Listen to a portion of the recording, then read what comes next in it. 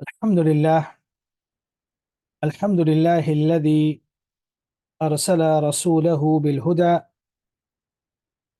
ودين الحق ليظهره على الدين كله، وكفى بالله شهيدا، وأشهد أن لا إله إلا الله وحده لا شريك له، وأشهد أن محمدا عبده ورسوله صلى الله عليه وعلى آله وصحبه أجمعين. أما بعد. As to what proceeds, after praising Allah the Most High, separated from His creation in a manner which befits His majesty, with love and veneration exclusively for Him, and then requesting He the Most High to send His salah and salam upon our final prophet and messenger, Khatamul Anbiya wal Mursaleen, Muhammad ibn Abdullah al-Qurashi alayhi salatu was salam. We meet once again for our weekly meeting to study the subject known as Fiqh, a classical text which was written by the noble Ahlul Hadith scholar of his time in Yemen, famously known as Al-Imam Al-Shawkani rahimahullahu ta'ala. In our previous meeting, with the fadl of Allah subhanahu wa ta'ala, we were able to complete one of the most complex issue when it comes to the bab, or the section of water, the rulings of water, ahkamul ma, in relation to the hadith of qullatayn. In this section today, we shall start the fifth issue, al-mas'alatul khamisah, where Al-Shawkani rahimahullah, he said,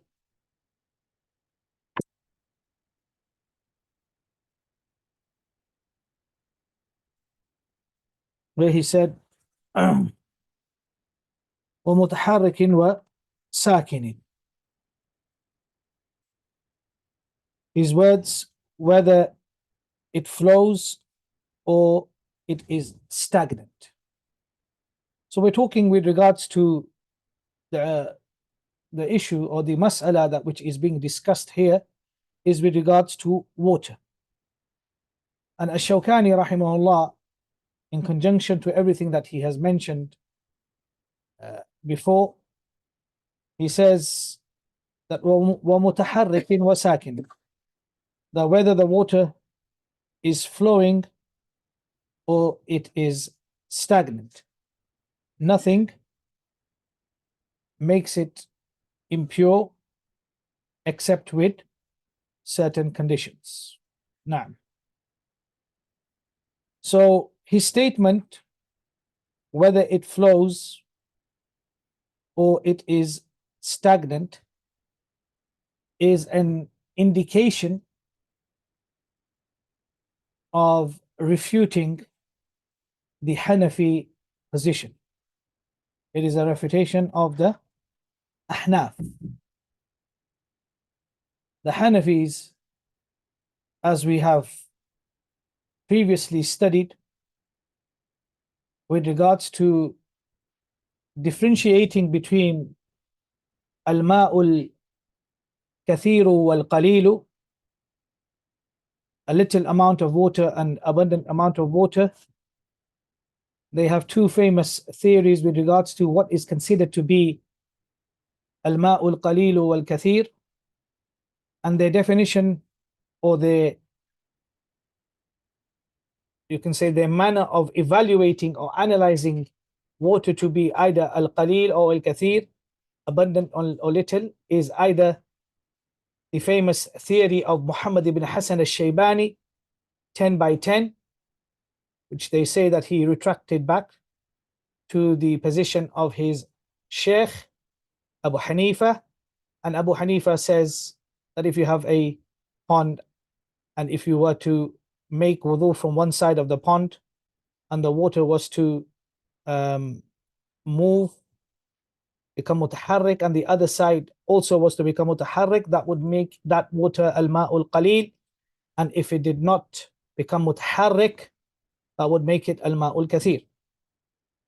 So here the words of Shawkani, wa mutaharrikin wa sakinin, whether it flows or it is stagnant, is a refutation of the Ahnaf, the Hanafites, that regardless of whether the water is flowing or it is stagnant, that water does not become impure unless an impurity falls within it, and that impurity has an effect upon that water.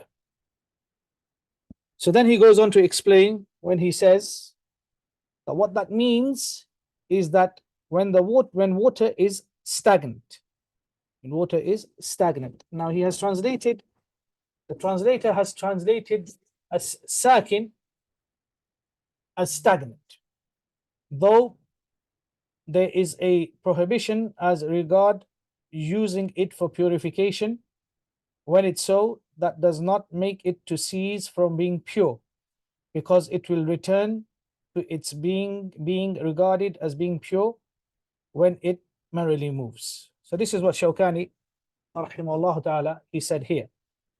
First of all, we need to understand something which is very important. That is that Ash-Shawkani rahimahullah ta'ala, he categorized water in this particular issue that which we are studying into two categories: mutaharrik, which is flowing water, and sakin, which is stagnant, which has been translated by the translator as stagnant. So in order for us to understand this mas'ala, tahrirul mas'ala, we must understand that Shawkani has categorized water into two main categories.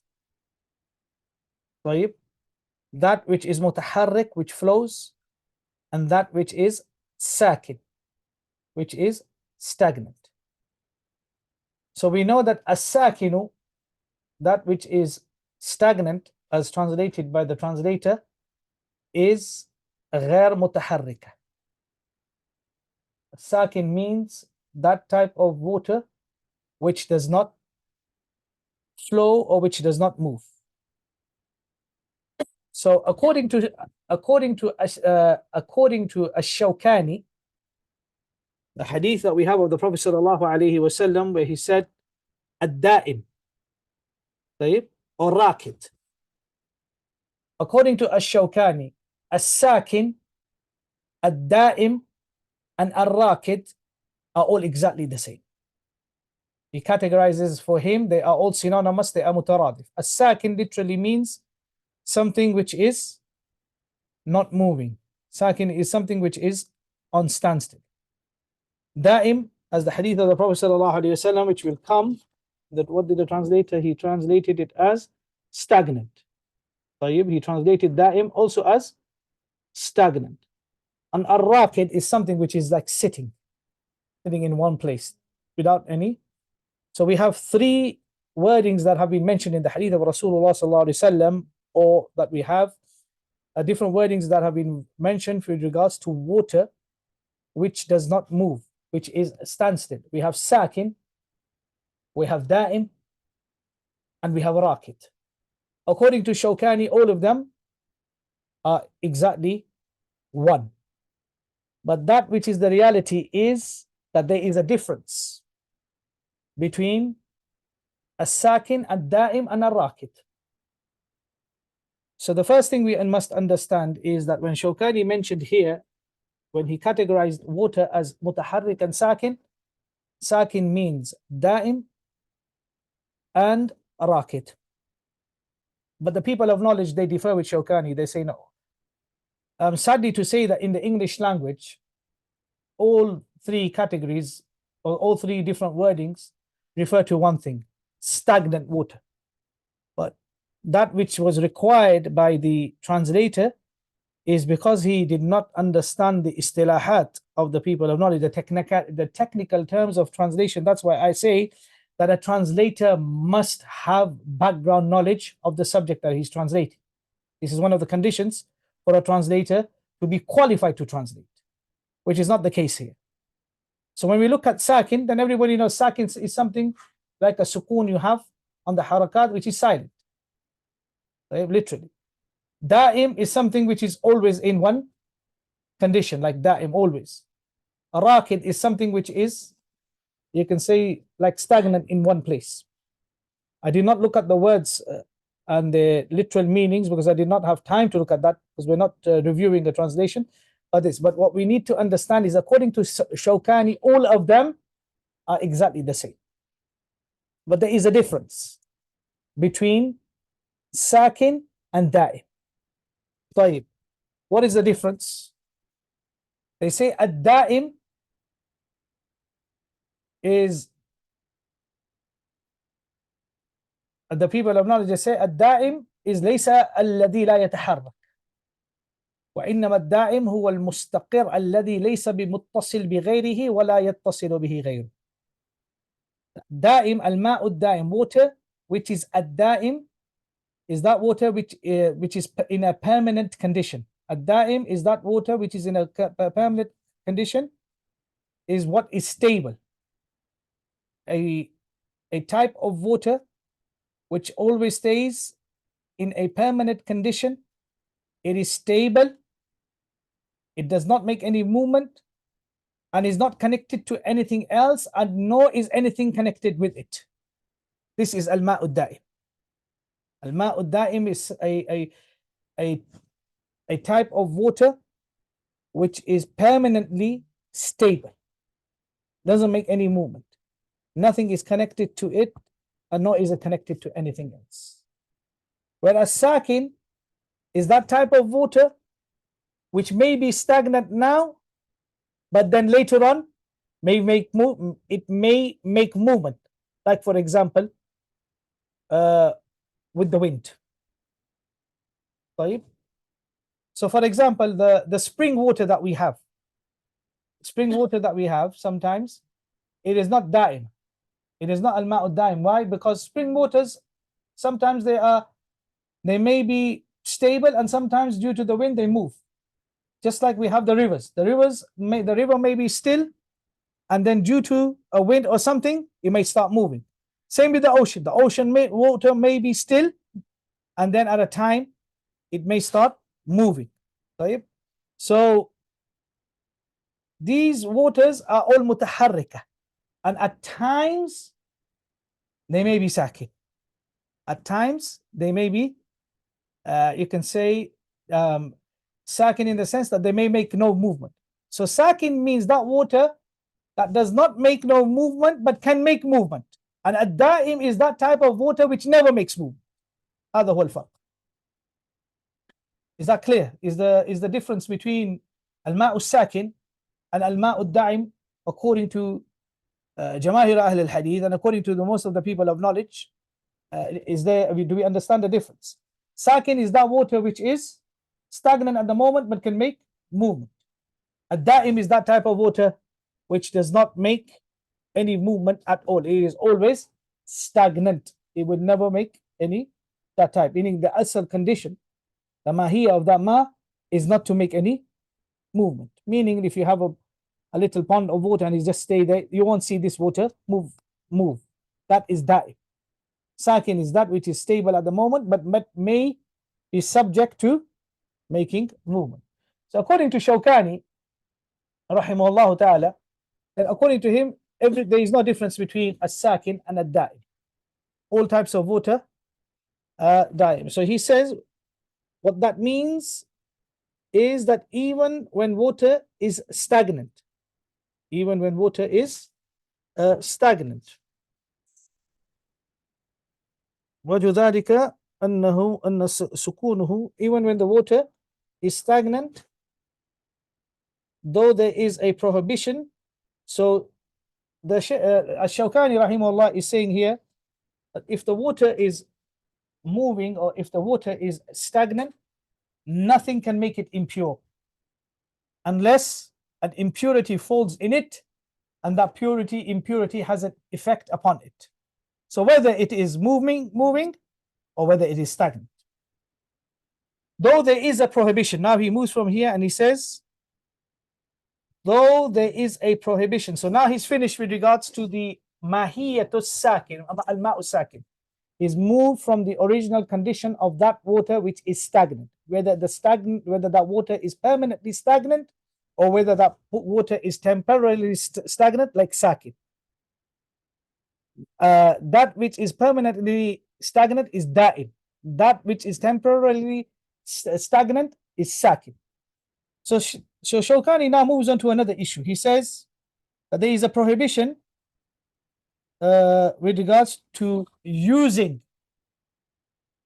stagnant water for tahara, although there is.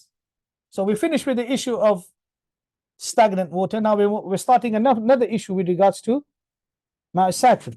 And what is that? That there is a nahi, or there is a prohibition to use stagnant water for purification. So what we understand from this is that Ash-Shawkani's mawqif, also Shawkani's position, is that it is impermissible to use stagnant water for purification. هذا هو موقف الشوكاني. Does anybody know this mawqif is of who? Whose mawqif is this? That to use stagnant water, which is sakin, permanently or temporary, to use that water for tahara, tahur, is not permissible. It's haram.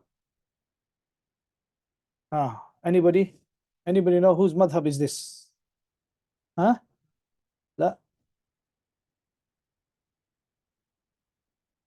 Anybody else? لا. This is the madhab of the Zahiriyya. Who is this madhab? This is the madhab of the Zahiriyya. So Shawkani is with the Zahiriyya on this issue, and you'll see why. So that does not make it to cease. So he says, فَإِنْ ذَلِكَ لَا يُخْرِجُهُ عَنْ كَوْنِهِ طَهُورًا. Although you cannot use stagnant water, permanent or temporarily, for tahara. Yes? Madhab of the who? The Zahiris. But at the same time, Shawkani says this does not make it impure. Look at that. This is the madhab of the Zahiri. Ajib. His madhab is ajib and gharib. Madhab of the Zahiriyya is ajib and gharib. On one hand, they say what? They say, listen, stagnant water cannot be used for purification. They say, okay, tayyib, la bas. Why? Because they say we have text. Tayyib, we're going to come to the text. But they say, although you can't use stagnant water for purification, but it still does not lose its purity. If there's anybody that can explain to me the rhetoric of the position of the Zahiriyya, then فَلْيَتَفَضَّلْ. This is what he says. طيب, from being pure. But that does not make it to cease from being pure. Why? Now Shawkani here comes what we call, what do we call? Does anybody know what we call hila? Has anybody heard of the word hila in the Arabic language, or hila in terms of fiqh? Hila, as we shall come, is when something is prohibited, but you do an action and it becomes permissible. To make it permissible. So you take away from, you do such an action, that by doing that action, something which the asal hukum is prohibition it becomes permissible for you to use. So for example, here in this condition, what is the position of a Shawkani when it comes to Ma'u Sakin? What is his position? Huh? Impermissible to utilize that water for tahara. But Shawkani says if you move the water, if you make the harrak, move the water a bit, now the water from sakin has become mutaharrik. Rasulullah sallallahu alaihi wasallam said that don't use water which is stagnant. It's no longer stagnant now. Move the water. So this is what Shawkani says when he says that does not make it to cease from being pure, because it will return to its being regarded as being pure when it merrily moves. Allah says move it a bit. Move the water a bit. It's stagnant. According to the Zahiriyah, if you're a Zahiri, then you can't make wudu. Then what are the Zahiriyah going to do? They got stagnant water in front of them. You say the water is pure, but we can't use it. Why? Because we have the hadith of Rasulullah sallallahu alaihi wasallam. How do you get out of this? So what did I say to you? We're going to come to the issue of hila. I said to you that something which was prohibited, from the prohibition becomes permissible. So how does this water, according to the Zahiriyah, according to Ash-Shawkani, where it was impermissible for you to use that water for purification, acknowledging at the same time that that water is pure, you just move the water. خلاص حرك الماء خلاص, now you can do it. So Shawkani is saying that the water will come back to its asal condition, which is taharrak. Yeah, that's what he said when he says it will return to its being regarded as being pure when it merely moves. So according to the Zahiriyah, stagnant water is not impure, is pure, but you can't use it for wudu. Which does not make sense. Then he says, there are proofs that indicate that stagnant water cannot be used for purification. So far, it remains stagnant. Now here, Ash-Shawkani, rahimahullah, he's made his claim. We've understood his claim. What is his claim? Stagnant water, ma'us sakin, ma'ud da'im, ma'ur rakid, all the different wordings that have been used, cannot be used for tatahhur. طيب. Why? طيب. If I have water that's in front of me is stagnant, it's pure, and I'm a Zahiri, what should I do first? I should play with the water. Yeah, play with it a bit. Move it a bit. Khalas, I can now make wudu. So he gives the proofs for this. He says now he's made his argument. He's made it clear what his position is. Now he's going to give you the proofs for his argument. So Shawkani says there are proofs that indicate that stagnant water cannot be used for purification. So far, it remains stagnant. That is due to the hadith of who? Of Abu Hurairah radiyallahu anhu. That the Prophet sallallahu alaihi wasallam said, and in the English translation, the hadith has been, you can say, printed wrong. It should be la yaghtasilanna, and he says la yaghtasil. La yaghtasilanna أحدكم في الماء الدائم وهو جنوب. None of you should take bath in the stagnant water, الماء الدائم, while he is in a state of sexual impurity. Then they said, oh, Abu Hurairah. So Abu Hurairah narrated this. Now the Prophet ﷺ said this. So the students of Abu Hurairah, the Tabi'un, they asked Abu Hurairah, they said, oh Abu Hurairah, Ya Abu Hurairah, كيف نفعل? What should we do then? He said, يتناوله تناولا. He said, what should we do? He should take some handfuls from it, meaning take some handfuls from that water and then use it.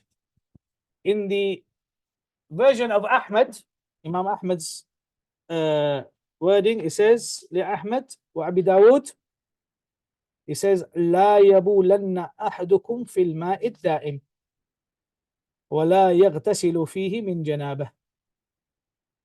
None of you should urinate into the stagnant water. Neither should he take bath in it while in the state of sexual impurity.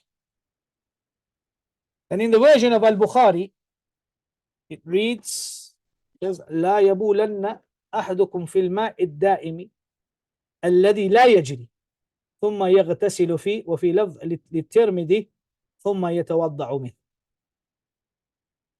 That none of you should urinate into the stagnant water that does not flow, then take bath in. And in the edition of At-Tirmidhi, it reads ثم يتوضأ منه, then he performs ablution in it. So these are all pieces of evidence of the Zahiriyah, of the Zahiriyah. Zahiriyah is also a fiqh madhab, just like the Malikiyah, the Ahnaf, Shafi'iyah, the Hanabila, the Ahl al-Hadith, and the Zahiriyah. Although Zahiriyah are very close to the Ahl al-Hadith. That's why sometimes we find that the Ahl al-Hadith scholars, they incline towards them and they even take their positions, just like Shawkani. Shawkani here has gone against the Jamahir Ahl al-Hadith and he's gone with the Zahiri. طيب. So what does he says? He says he quoted, how many narrations did he quote? He quoted 3 or more narrations with different wordings, with different additions. And then he says there are some other similar narrations like the above. So he's saying these are not the only narrations that we have for our argument. There are also other narrations that we have, which all indicate. Now this is wajhul istishhad, what we call, this is the argument. He brought the evidence, now he's building the argument. Wajhul istishhad is which all indicate that it is prohibited to urinate into the stagnant water. On one side. So what did he say? He said all these narrations that I've just quoted now and others, they all indicate one thing, that you can't urinate in stagnant water. You can't urinate in stagnant water. The translator translated al-infiradihi as on one side.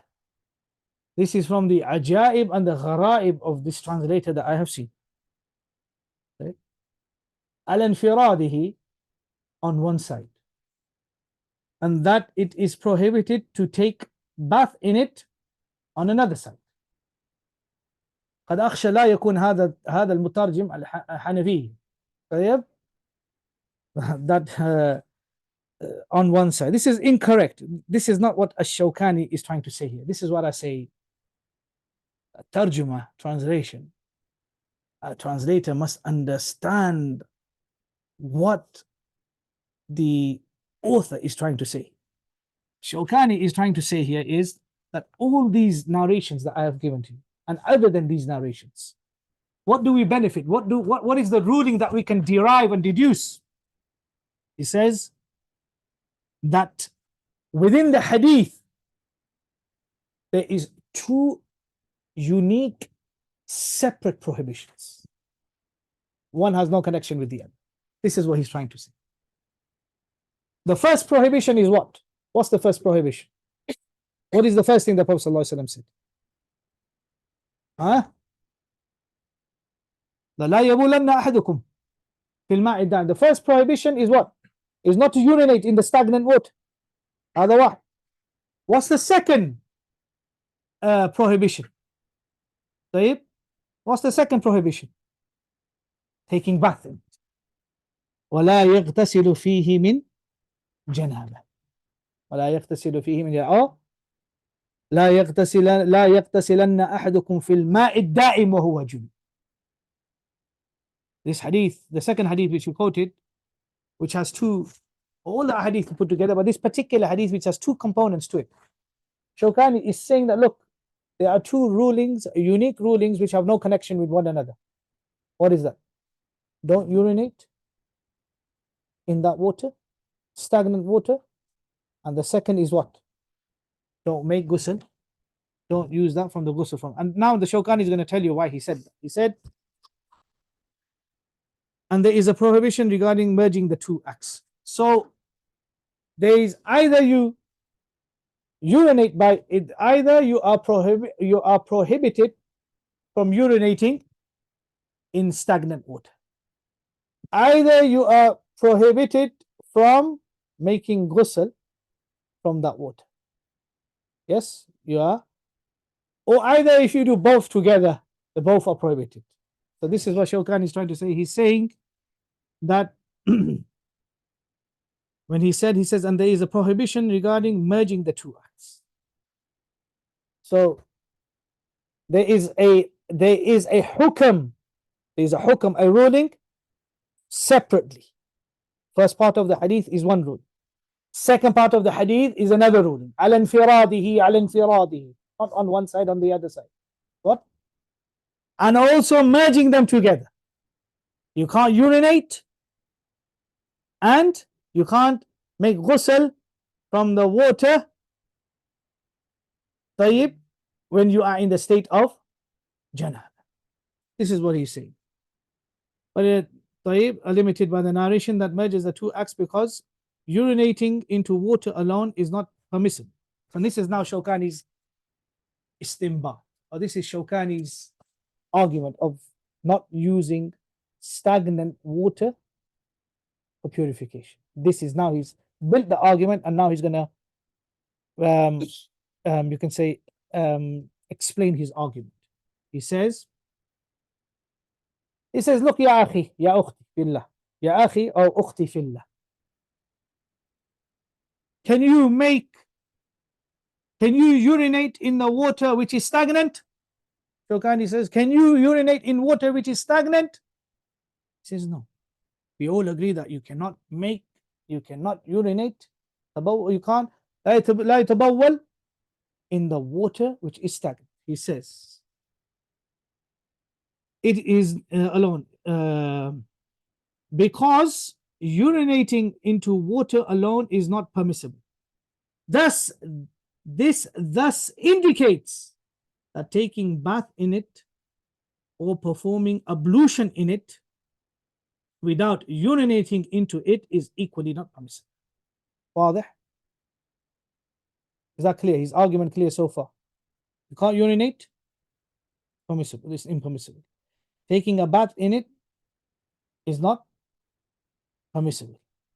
Or performing ablution. Look at this. Shawkani added this bit. This is idraj or mudraj from his side. This is, you have to contemplate when you read his wordings. The hadith doesn't say about, what does the hadith say? Janaba. أين أنتم يا أيها الظاهرية? طيب, you're deflecting. Ya ظاهرية, oh ظاهريs, you are deflecting from the ظاهر. Because the Prophet said, Janaba. That you can't use that water if you're in the state of Janaba. So he says this indicates that taking bath in it or performing ablution in it without urinating into it is equally not permissible. So this is Shawkani's argument. Shawkani is saying that if you can't urinate in the water, then you can't make ghusl in the water, you can't make wudu in the water also. So therefore, whoever wants to perform purification and does not see except stagnant water should try to shake the water so that it will not be regarded as being stagnant, and then he should perform ablution from it. There you go, the hila is here. So what Shawkani is saying here, barakallahu feekum, he said that if urinating in the water by itself is something which is not permissible, we can take the benefit that making ghusl or wudu in stagnant water without urinating in it is also not permissible. This is his argument. This is the istinbat or the ijtihad of Ash-Shawkani. Listen to this very carefully so you understand his ijtihad. Listen to me and follow me very carefully. He is saying that it is clear and explicit from the hadith that urinating is not permissible in stagnant water. This action by itself is not permissible. He says when we contemplate on the ruling of not being allowed to urinate in stagnant water, we can get the benefit that making ghusl or making wudu in stagnant water without urinating is also not permissible. Without urinating is not permissible. So this is the argument of the Zahiriyya. The argument of the Zahiriyya is that if urinating in stagnant water it is not permissible, then the benefit we can take from that. So the Prophet ﷺ prohibited from urinating in stagnant water. Haram, clear. This is clear. A ruling by itself. The benefit that we also got from that, which is from the second part of the hadith, and that which we can deduce according to Shawkani, as he says, is that there is also a prohibition of not making ghusl.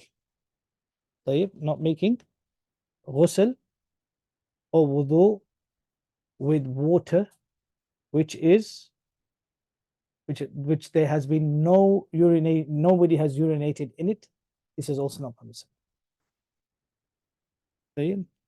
So he says, for the person, what does he say after this? He says, no, it says here, therefore, whoever wants to perform purification and does not see except stagnant water should try to shake the water. What did the translator translate here? What did he translate? Ash-Shawkani used the word in Arabic, فَعَلَيْهِ أَن يَحْتَالَ. What are the wordings of Shawkani in the Arabic language? فَعَلَيْهِ أَن يَحْتَالَ. It is obligatory upon him to أَن يَحْتَالَ. The translator just translated it as should try to shake. No, this is not what it means. But Shawkani is saying that which is obligatory upon the Zahiri, the one who is a Zahiri in this mas'ala, is he must play with the water. He must move the water. He must make hila. So now we come to the issue of what is hila. Right? Hila, barakallahu fikum, in the Arabic language, hila, hiyal, hilat, hiwal, it means, in the Arabic language, it means tricks, trickery, cunning, craft, treachery. This is what it means.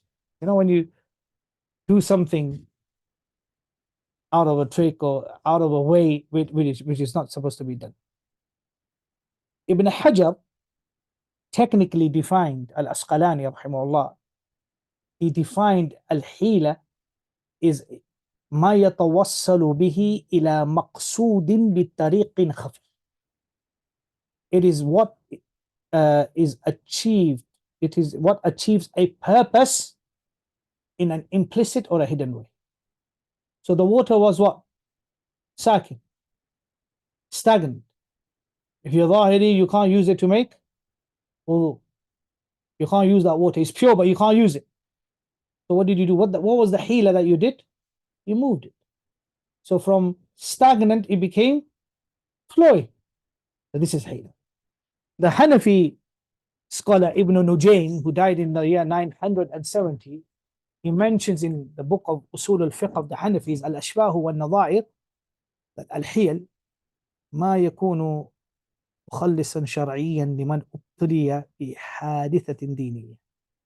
Al-Hiyal is that which is considered a legitimate Shari way of rescuing a person who has been afflicted with a religious issue. What's the religious issue the Zahiri has been afflicted with? He has water, but he can't make wudu. He's got water, plenty of water, nice basin of water. He can't make wudu. Why?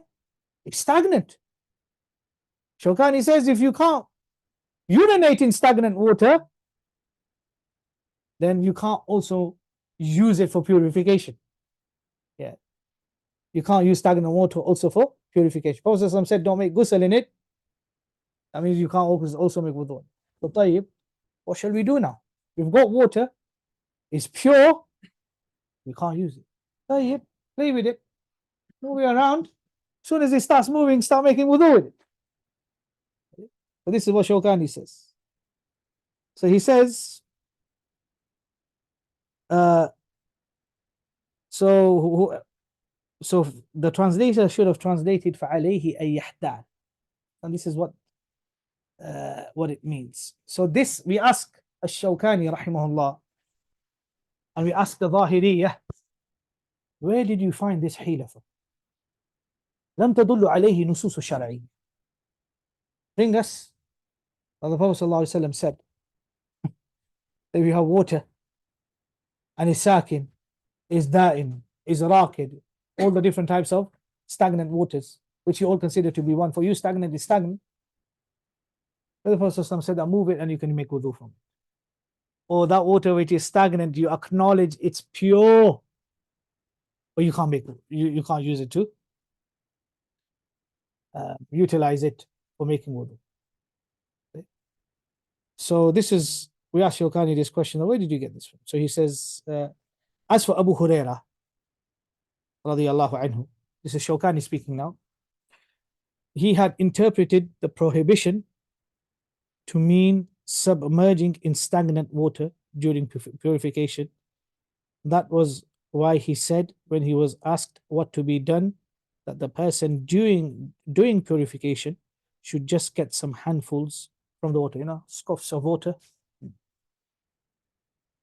But that is not present when performing ablution, because there is no submerging in water in the process. Rather, it borders on acts of taking handfuls of water from the beginning. Thus, what is better is that the water should be shaken before one begins the purification process. The one should go on with the purification.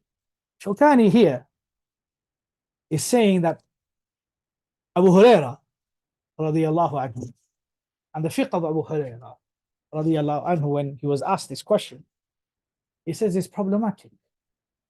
So what did Abu Huraira say? He said, "Tanawuluhu tanawulan."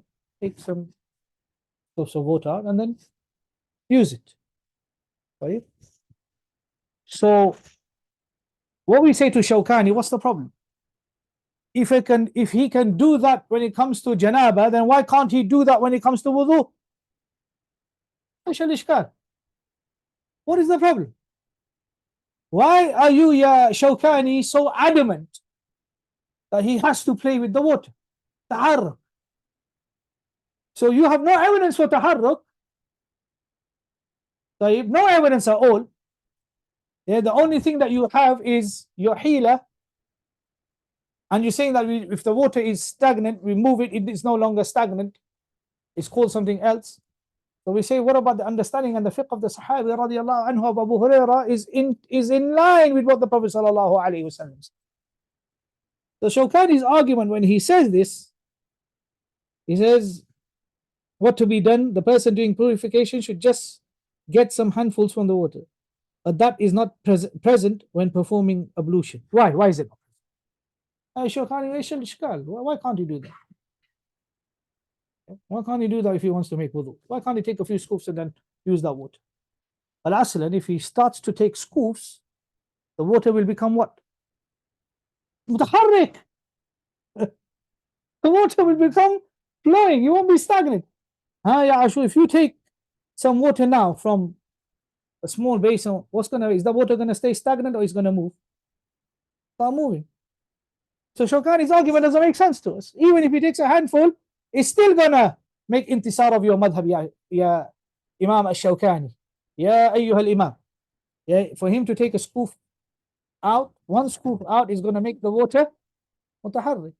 What's the problem of submerging process that of ablution? Because there is no submerging in water in the process. Rather, it borders on acts of taking handfuls of water from the beginning. Thus, what is better is that the water should be taken before one begins the purification process. Then one should go on with the purification. This is what Shawkani rahimahullah he says, and he says this. Al-inghimas is when you scoop out some water. He says, كيف نفعل؟ قال تناولا ولكنه لا يتم ذلك في الوضوء فإنه لا انغماس فيه بل هو تناولا من الابتداء. He goes, because there is no inghimas. How can there be no inghimas? So we find that Shawkani's argument rahimahullah is very weak here with regards to Abu Hurairah. Abu Hurairah's understanding of the hadith is in line, radiyallahu anhu. And Shawkani's opposition is not correct. Because whatever arguments that he's given. So, and then he says, in the end, he says, all, what does he say? He says, however, the majority of the scholars are of the opposite opinion to what the narrations earlier cited. So, what he's trying to say here is that most of the scholars, they're not with Zahiri. They're not with this playing with the water that is stagnant and then going for this. Yeah. أهل الحديث من أبو هريرة تناوله تناولا, whether it's for what is it, for junub, it's تناوله تناولا. So with normal wudu water, if as long as there is unless the person's hand is dirty or that, he can take out, scoop some water out and clean himself and then start to make wudu. Otherwise, you can still make wudu directly. You don't have to do this method of taharruk or playing with the water. So indicate thus they do not differentiate between flowing water or stagnant. Say that, ya ayyuhal imam, you are the one that's gone against what you said yourself. You said ولا فرق بين قليل وكثير ومتحرك وساكن, in terms of what is impure and what is pure. The dhabit or the thumb rule that you have is that any type of water that you have and an impurity was to fall in it, and najas was to fall in it, it will not be considered to be impure unless the color changes, the taste changes, and the smell changes. The ma'asakin, yeah, you were criticizing the Shafi'iyah and who, the Hanabila, in the hadith of Qullatayn, when they took the hadith to be mantuq and mafhum. Here you say at the same time that the water is pure, which is stagnant, but you can't use it for purification unless you move it. So we ask him that when you move the water, was it before you move the water, was it pure or impure? After you move the water, was it pure or impure? He said that, do you take this from the hadith of Rasulullah sallallahu alaihi wasallam? So we should, where in the wordings of Rasulullah sallallahu alaihi wasallam can you show us this? Ya ayyuha shawkan, ya ayyuha al-imam. So there are some among them who are of the opinion that the narrations can be interpreted to mean that the act is merely frowned at. Meaning he says that some of the people, they say that to make wudu, to use stagnant water, to urinate in it, or to make ghusl from it instead of janaba, is makruh. But this position is not correct. He says there are some can be interpreted, but there is no point in that opinion. Some of them say sea like water is exempted from the consensus. Sea water is exempted.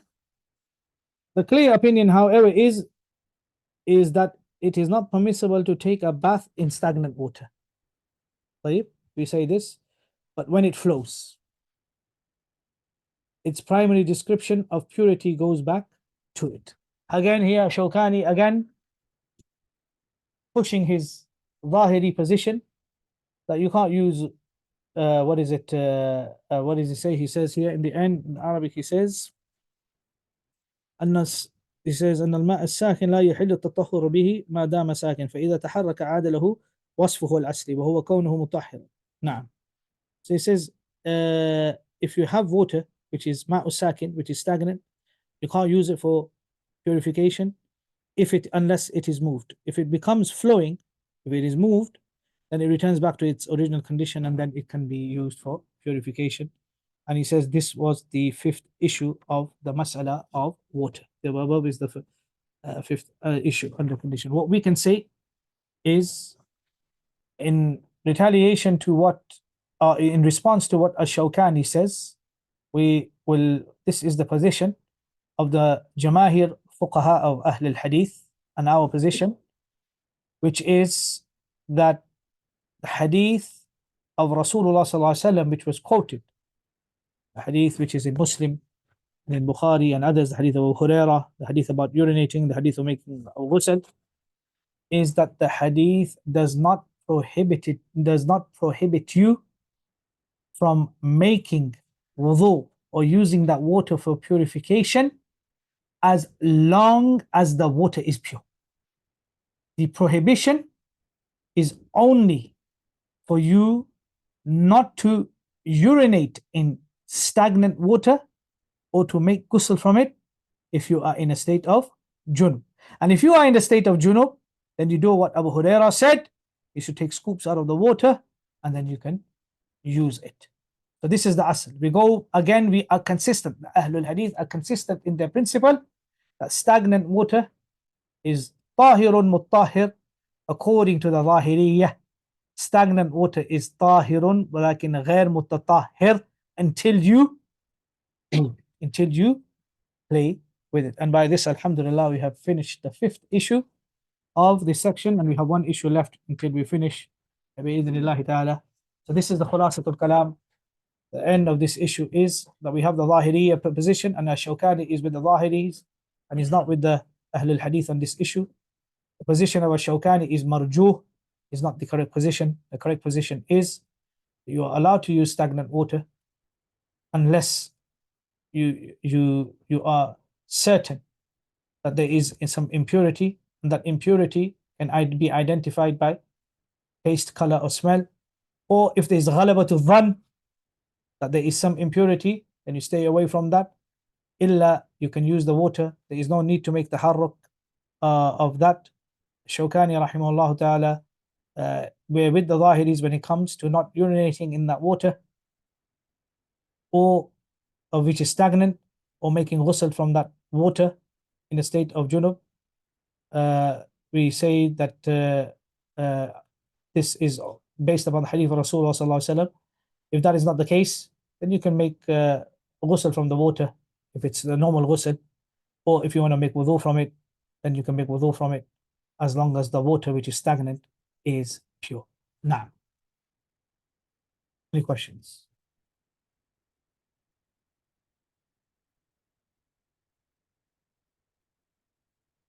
Now, was the masala understood clearly? Now,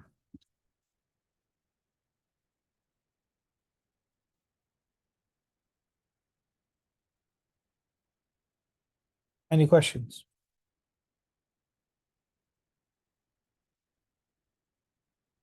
So inshallah, next week we'll finish the chapter, inshallah, bi'idhnillah, which is a great achievement for us. Bi'idhnillah ta'ala.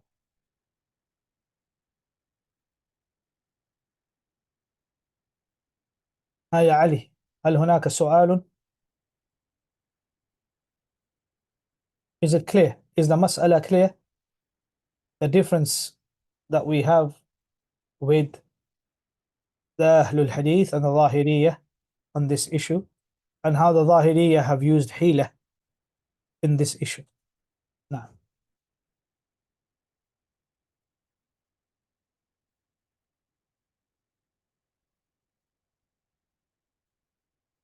Now, al-inghimas is when you al-inghimas is like diving into, putting your hand into something. Now, barakallah feek ya Zafar. Al-inghimas is when when you scoop something like this, Maghmus is something which is like dived in. Is that the question that was asked by Huraira?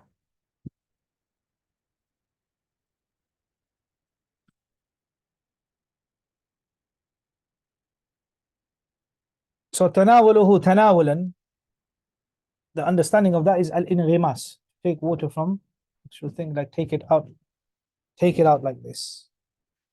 Water out like this. Scoop it out and make ghusl. Nah, you don't put your whole body in the water. These are in the olden days. Today, in what we have today with the showers and the bathtubs and the water that we have, these issues are not understood like this. But in the olden days, up until the 70s, when people used to have water, I stayed in India, Pakistan, and in other subcontinent countries, we have, in the Asia, we have the third world countries, we still have where water is. It only comes for a few hours, and you leave all the water there, stagnant. It's ma'ud da'im, and then that's when you will understand the issues. But for those who open the taps at their convenience with the fadl of Allah, and there is water always there, they don't really understand these issues. Those from the West will not understand these issues. You need to go and live in the villages back in India, Pakistan, and in other places to understand these issues. I understand these issues very clearly when I went back to India. I was living in the villages where and when we saw how water was sometimes contaminated, al-ma' rakit. You need to make ghusl, which is obligatory. You can't just, I think in the olden days people would have like not a big, you can say like a big tub, and they would just get in and clean themselves. But you can't do that. Instead of, but the reason is that there's many medical reasons. The first thing is that the al-amr ta'abbudi, it is a command from the Rasulullah sallallahu alaihi wasallam, and the second is from its medical benefits and from the perspective of when we will come to the last issue, ma musta'mal and ghair musta'mal, from terms of siha, from the terms of other things that may have fallen into on the body, etc.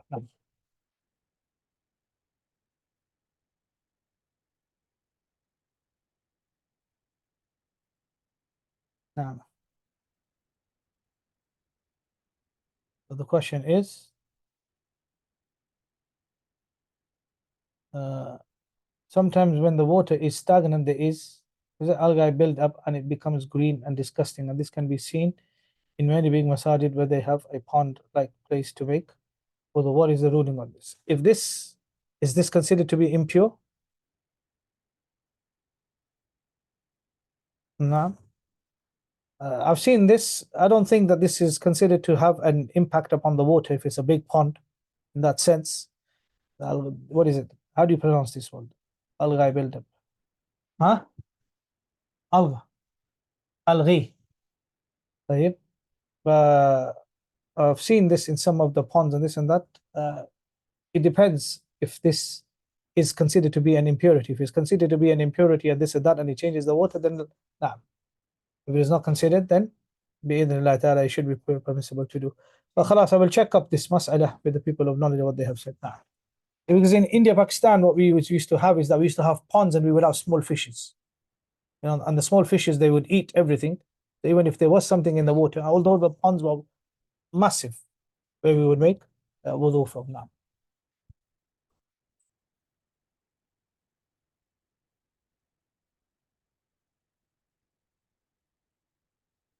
نعم هذه مسألة نعم لو كان إذا ظاهرية they have answers to that بإذن الله تعالى, but that can also be used. نعم نعم. Any more questions? Any questions from the sisters?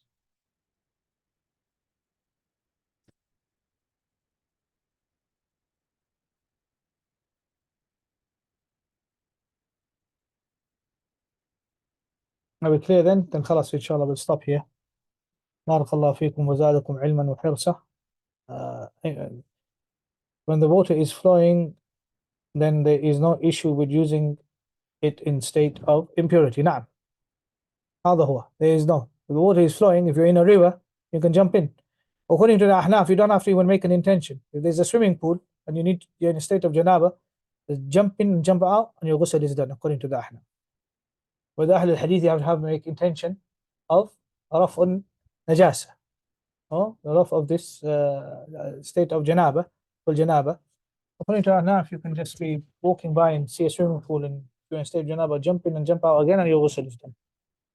Now, so if the water is flowing, la bas, there is no issue with that. The discussion was with al-ma'u sakin or with da'im or with rakit. That is what we are discussing. Now, barakallah. Regards to the question that was asked by Ayman, then inshallah I will refer back to the people of knowledge and I will see what the people of knowledge have said, and inshallah for the benefit of others I will respond back, especially those who reside in the subcontinent. Now, that was the mas'ala clear with regards to ومتحرك وساكن. Any questions? نعم شيخ. في هناك سؤال؟ نعم شيخ, we have a question from one of the sisters. تفضل. Sometimes we store water at home in buckets when there is water shortage. What about this for using? نعم, you can use that. For us, if you're ظاهري, then you can't. You have to play with the water and use it. If you're not ظاهري, then you can use the water as long as there's no impurity ala dhahir. Always remember that if you have water, unless there is ghalabatul dhann, that you have a few mouses going up and down and something went in, or you got a dog walking around or something, and you might, so everything is on ghalabatul dhann. We studied the issue of madhinna and ghalabatul dhann. Ghalabatul dhann also plays that role. You may have indicators and this and that. That is from min bab al-ihtiyat, and that is for the tumanina of qalb. Illa al-hukm al-dhahir is to see that if there is no impurity that can be seen on the water, then that water can be used, regardless of whether it's stagnant. But we're going back what Ash-Shawkani himself agreed upon, and that was whether it's stagnant or whether it's flowing. Nothing can make it impure unless color, taste, or smell changes it. Now, هذا هو. بارك الله فيك. So the translation is quite poor, it needs to be corrected. على انفراده, and when Ash-Shawkani rahimahullah, he said فعليه أن يحتال. Here the Zahiriyya are telling you to make hila. We always, poor Hanafis are always targeted of making hila an attack. We have to be just. Zahiriyya are no different in this sense as well. They're also encouraging. No, they say Shawkani is not only telling you to, he says فعليه أن يحتال, obligatory upon him to make hila. Here you have no choice according to Shawkani. You have to make hila. You have to be just. We can't just single out the Hanafis, fire them out. We gotta, when it comes due, we have to be fair even with the Zahiriyya. So Zahiriyya here go for hila, which the translator did not translate, which is a very, very big blow in the translation, a blunder in the translation. Barakallahu feekum wa jazakum. Assalamu alaikum wa rahmatullahi wa barakatuh. Inshallah, see you next week for the last mas'ala before we complete the